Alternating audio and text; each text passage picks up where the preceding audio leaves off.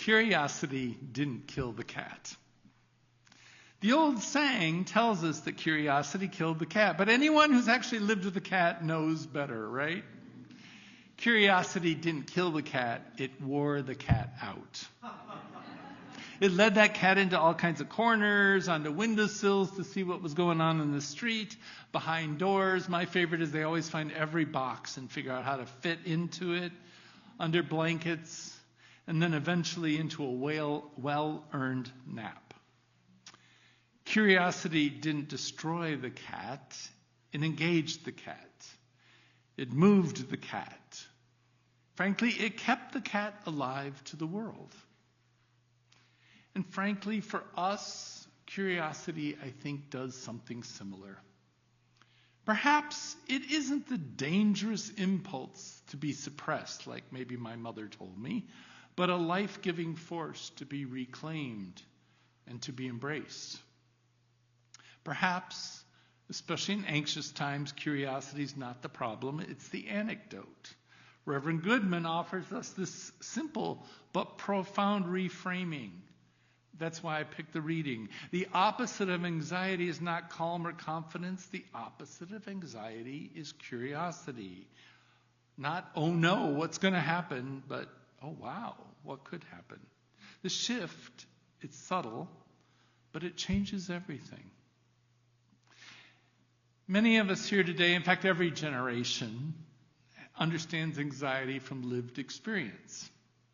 If you're one of the baby boomers in the room, this has had some biggies.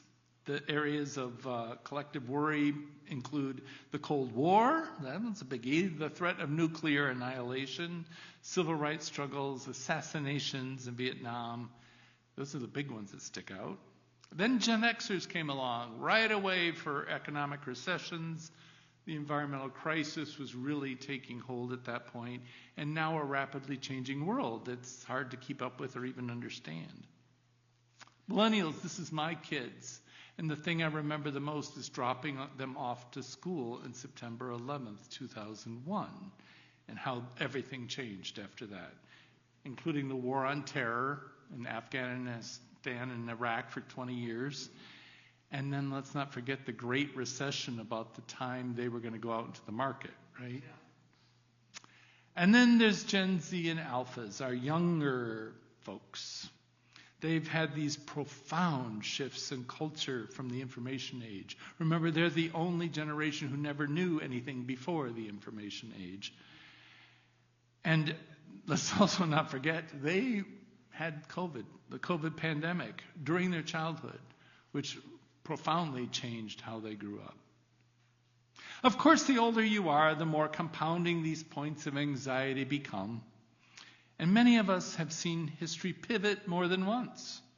We've lived through moments when the future felt precarious, even frightening. And in many ways, we may feel we're living through that now, and it seems to be more precarious than anything we've ever faced before. To add to that, anxiety comes to us in a constant stream these days. Every screen we own constantly shouts it out, and it seems to just sort of hum in the background conversations. There's always something to worry about. The climate, that was my last sermon with you. Democracy, the economy, our health, our aging, our children, our grandchildren. I mean, come on, at its core, anxiety is an adrenaline rush. It's a good thing, actually. It's a natural human response deep in our DNA that was designed to protect us from imagining what could upset our plans. In other words, that lion hiding behind the tree, right? It's our brain saying, stay alert, stay ready, prepare for danger, prepare for that lion. But anxiety has its shadow side. It narrows our vision to just that tree, and it can trap us in catastrophic thinking. It convinces us that the future is already written and that it will not end well. And that's where curiosity enters as a quiet, radical alternative. So let's talk about what I mean by curiosity. It doesn't deny reality. It's not pretending that everything's fine. It doesn't ask us to ignore the challenges we face. It just widens the frame. So think about this. Anxiety says, this is how it will end. And curiosity says, what might be possible? Anxiety would say, we are powerless. Curiosity say, what could we try? Anxiety says, it's too late. Curiosity said, what hasn't been imagined yet? Curiosity interrupts the certainty of despair. And that matters, because despair thrives on certainty. It feeds on the belief that nothing can change, the trajectory is fixed, the story's already over. Curiosity reopens the story. Think for a moment about times in your own life when things didn't go as expected, not just in small ways, but in profound ones. For examples, a job loss that eventually led to maybe a more meaningful path. Maybe that first job wasn't the best fit for you. A relationship that ended poorly. You didn't want it to end, but made space for deeper connection later. A move you didn't want to make, and then that place became someplace you loved. A hardship that revealed strengths you didn't even know you had. Now, of course, not all disappointments turn out to be positive. I don't mean to say that. But the point is that many of the defining moments in our lives were unpredictable. They weren't the outcome we would have chosen in advance. And yet, they all have become part of the fabric we are. Curiosity allows us to remember that truth. We can not know what is going to happen in the days and weeks ahead. History itself teaches us that. And so the question becomes, how do we live with uncertainty? Do we live clenched, bracing for disappointment? Or do we live open, wondering what might yet unfold? So back to the reading, that beginning of the reading. Goodman says she speaks of using little seeds of hope to do something. Sometimes that something is not grand or heroic. Sometimes it's simply speaking honestly about how helpless we feel, sharing that feeling with someone else. Sometimes she says it's turning off the news, going for a walk with someone we love. And sometimes it's choosing deliberately to shift our anxiety into something else. Curiosity often begins there, not with sweeping change, but with a gentle redirection of our attention. Again, instead of saying, which terrible thing is coming next? We can say, what small, meaningful thing can I do today? Or, how will everything fall apart? You can say, well, where is their connection right now? Personal connection, perhaps. Or, what if everything goes wrong? And then you can say, well, what if something goes right? For many in this congregation, I think there's a deep well of lived experience to draw from. You've seen communities come together in times of crisis. You've seen movements grow from small beginnings.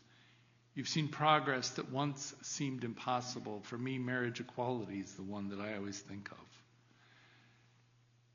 And the author brought back some of the early days of the pandemic, so think back to that. It was clearly a frightening time for all of us and very uncertain. And yet, even that fear, in all of that, there were moments of extraordinary care. I do remember this, pictures all over the place of people bringing food to one another, or people bringing toilet paper to one another. Do you remember that? Neighbors checked in from a distance. Friends gathering on porches and parks, even when it was cold in this climate. And communities found new ways to connect. I'm sure none of us in the room even knew Zoom existed until the pandemic started, right? Those moments didn't erase the hardship, but they revealed something else alongside it, our capacity for compassion, creativity, and resilience. Curiosity invites us to remember those moments not as anomalies, but as possibilities. So what could happen if we leaned into that same spirit again?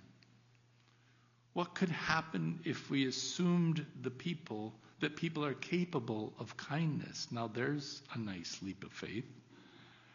What could happen if we chose connection over isolation? Frankly, the more I thought about this, I thought this is, again, one of those spiritual exercises. And it resonates so well with spirituality in Unitarian Universalism. And here's why. Because we're a people who value questions more than answers. I think we even have a hymn that says that, right? We're a people who understand that truth is not fixed, but unfolding. And we're a people who believe that revelation is ongoing. So curiosity, then, is in many ways a spiritual practice. It keeps us open to growth. It prevents us from being rigid in our thinking and allows us to encounter the world and one another with humility and wonder. When we approach life with curiosity, we are less likely to reduce people to labels and assumptions. We're more likely to ask, who are you really? Or what is your story? Or what can I learn from you? And in a divided world, that posture really, really, really matters. Curiosity builds bridges where certainty builds walls, like the bridges we were talking about with our E-class. Now, of course, curiosity is not always comfortable. It requires us to sit with not knowing. It asks us to release this illusion of control, and that's a tough one for me. It invites us into the space where outcomes are uncertain. But that's also where possibility lives. If everything were already determined, there'd be no room for transformation or growth or even surprise. Curiosity keeps that space open. So what might it look like in practical terms to cultivate curiosity as an antidote to worry? It might look like noticing when your mind begins to spiral into those worst-case scenarios, and then be gentle with yourself, gently asking, is that the only possibility here that could happen? Is worrying really helpful or necessary at this moment? So cultivating curiosity might look like limiting your intake of information that fuels anxiety without offering agency. It makes it feel like you have no way to do anything about it. And then replacing it with something that nourishes your spirit. Like the author said, maybe reach out to somebody that, It might look like reaching out to someone not because you have the answers, but because you're willing to examine the questions together. That's humility. It might look like engaging in acts of care, small, tangible ways, contributing to the well-being of others. It might look like allowing yourself moments of wonder, the walk in nature, the conversation with some dear friend or family member, a piece of music, that one's my favorite, or a memory. Just sit with a memory that reminds you of what is still good and beautiful. Curiosity is not abstract. It is embodied in the choices we make every day. So I think of it as sort of this glass half full kind of thinking. Most importantly, curiosity allows us to imagine a future that is not bound by our fears. Reverend Goodman invites us to ask, what could happen if things go well? We're so practiced at imagining what could go wrong that imagining what could go right feels almost silly or naive. But it's not naive. It's necessary. Because the future we work toward is shaped in part by the future we can imagine. And if we can only imagine decline, we will struggle to create anything else. If we can imagine transformation, we open the door to participating in it. So let's return for a moment to that curious cat. The cat does not explore because it's certain of what it's going to find. It explores because something draws it forward. Maybe it was a sound somewhere, a movement, a possibility. Maybe it's just a little ghost in its head that it decided it needed to go check out. And yes, sometimes the cat might get startled. Sometimes it encounters something unexpected, but it does not stop being curious. Eventually, after all the exploration, the cat curls up and takes a nap. Not because curiosity exhausted it into defeat, but because curiosity has fully engaged it in life. It's had enough for the day. We too are invited into that kind of engagement. Not to ignore the challenges, not to deny the reality of uncertainty, but to meet with it with a spirit that's open rather than closed, wondering rather than fearing.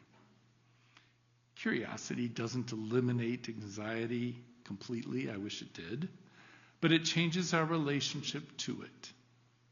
Gives us room to breathe, space to act, and reminds us that it's a story not yet finished. And so, as you move through the days ahead, I invite you to carry this question with you.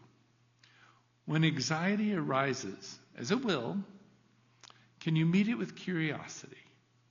Can you gently shift from that, oh no, to, oh wow? Can you allow yourself to wonder what might be possible, not just for the world, not just for your own life, your own relationships, but for your own capacity to contribute? Because in most cases, curiosity did not kill the cat. Perhaps it kept the cat alive to the world right up until the moment it found a warm place to rest. So may we be so alive as that cat, and may we be so curious. And when required, may we also find a nice warm place to rest. Amen.